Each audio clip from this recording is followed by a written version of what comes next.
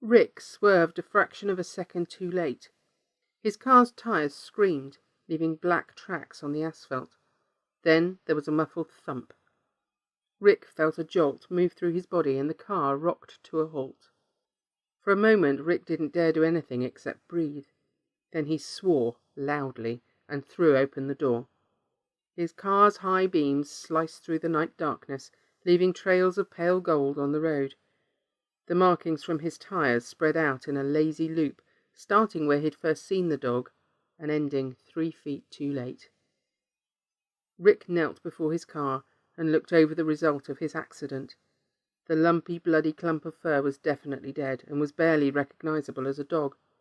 The impact must have killed it instantly. Thank goodness for small blessings. Rick grimaced and felt round its neck, but it didn't have a collar.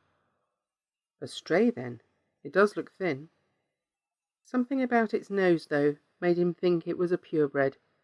It might have been a stray when it hit it. He suspected it was, because there weren't any houses for a 20-minute drive in each direction, but it had probably been someone's pet at one time. Rick swore again and pulled off his jacket. He'd lost a dog of his own when he was a child. The driver hadn't even stopped. The inhumanity had cut him deeply, and even 20 years later he couldn't imagine leaving the animal by the side of the road.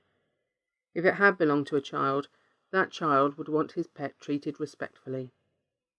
The body mostly hung together, although one of the legs was only attached by a strip of flesh and some muscles.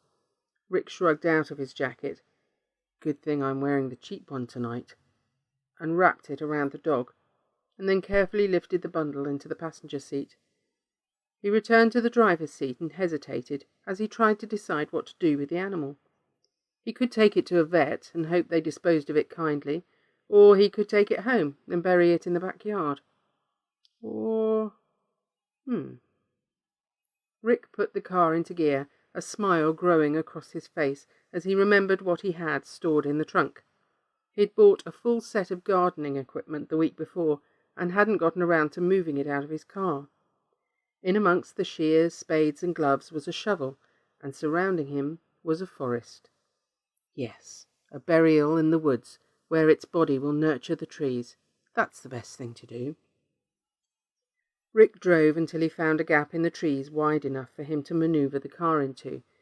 He drove past it, then reversed so that the back of the car would be facing the woods. He was able to get the car about 20 paces into the forest before it became too thick for him to continue.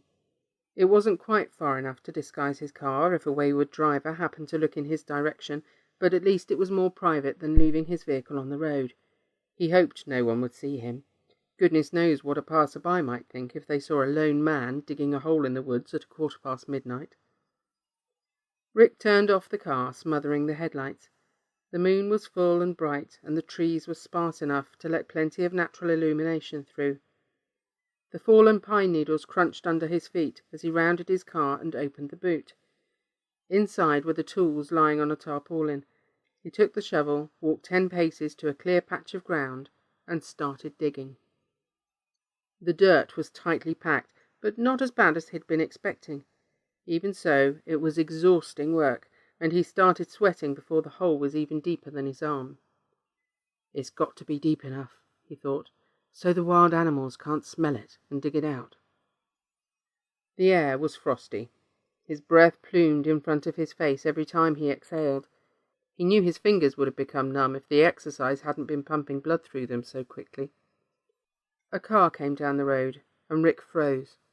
The vehicle was travelling quickly, though, and passed without slowing down. The rural road was rarely travelled, even during the day. Rick hadn't passed any cars during the last 10 minutes of his drive, so he didn't expect to be disturbed again. He dug until the sweat stained the underarms and back of his t-shirt, and stuck his dark hair to his forehead. He'd made a good hole, a little larger than the dog would need, and deep enough that the bones wouldn't come up for a long time. Everyone deserves peace. Panting, his limbs trembling from the exertion, Rick climbed out of the hole and turned back to the car. Instead of going to the jacket-wrapped bundle in the passenger seat, he went to the boot and pushed the tools off the tarpaulin. Then he grabbed the corner of the blue material and pulled it out of the boot, straining against the weight. Dead weight, He chuckled to himself as he hauled his baggage towards the hole. She'd go in with the tarpaulin, of course. A little extra insurance to protect her from being dug up.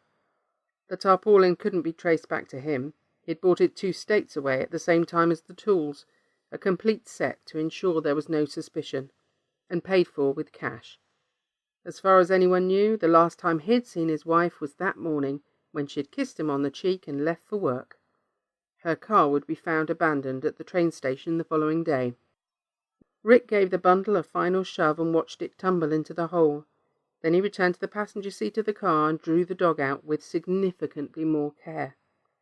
The dog had never cheated on him. The dog had never lied to him.